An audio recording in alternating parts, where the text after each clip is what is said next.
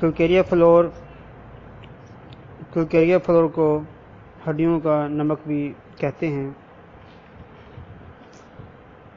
یہ ہڈیوں کی سطح میں اور دانتوں میں پایا جاتا ہے، نیز لچکدار ریشوں میں بھی کلکیریا فلور پایا جاتا ہے،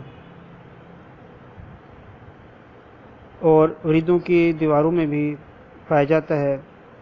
کلکیریا فلور کی کمی سے ان ریشوں کے اندر ڈھیلا پن پیدا ہو جاتا ہے، اور وریدوں کے اندر کلکیریا فلور کی کمی سے ڈھیلا پن آ جاتا ہے۔ اس کا کلکیریا فلور کی کمی سے پھر یہ نتیجہ نکلتا ہے کہ بواسیری مد سے وریدوں میں گانٹھیں پڑ جاتی ہیں اور غدود سخت ہو جاتے ہیں، خون کا اخراج شروع ہو جاتا ہے، رحم اپنی جگہ سے گر جاتا ہے، اور پیٹ کی جو دیواریں ہوتی ہیں وہ کمزور ہو جاتی ہیں۔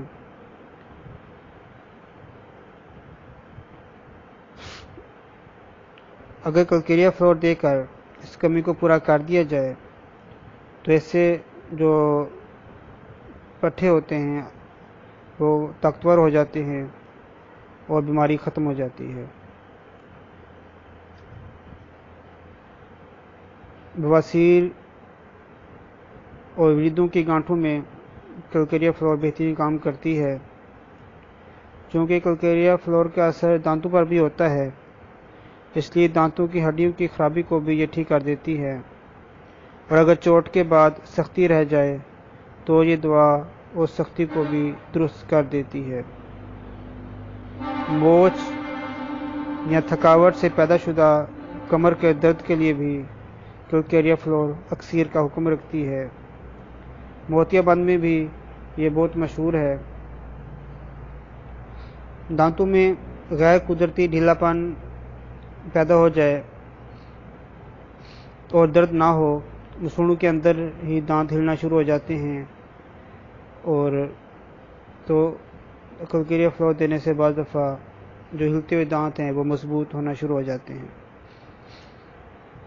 کمر درد میں بھی کلکیریا فلور بہت مشہور ہے۔ اب اس کی کیا علامت ہے بتا دیتا ہوں کہ پرانا کمر درد ہو جس کی حرکت کے آغاز پر تکلیف بڑھے، یعنی کمر درد حرکت پر تکلیف بڑھے اور مسلسل حرکت سے آرام ہو، تو یہ کلکیریا فلور کا مریض ہوگا۔ 3 طاقت میں استعمال ہوتی ہے، 30 طاقت میں استعمال ہوتی ہے، 6x میں بھی استعمال ہوتی ہے، اور اس سے بلند طاقتیں بھی استعمال ہوتی ہے۔ چونکہ کلکیریا فلور کا اثر آہستہ آہستہ ہوتا ہے، اس لیے اس کو جب آغاز کیا جائے اس کے استعمال کا تو پھر کچھ دن صبر کرنا چاہیے، اور جب اس کا اثر شروع ہو جائے تو پھر بلا وجہ کلکیریا فلور کو درائی نہیں کرنی چاہیے۔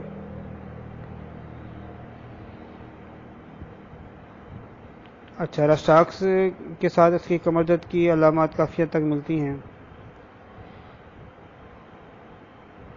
اگر کمر درد میں رسٹاکس اثر نہ کرے، فیل ہو جائے، تو پھر کلکیریا فلور اکثر دوا ہوتی ہے اور ٹھیک کر دیتی ہے۔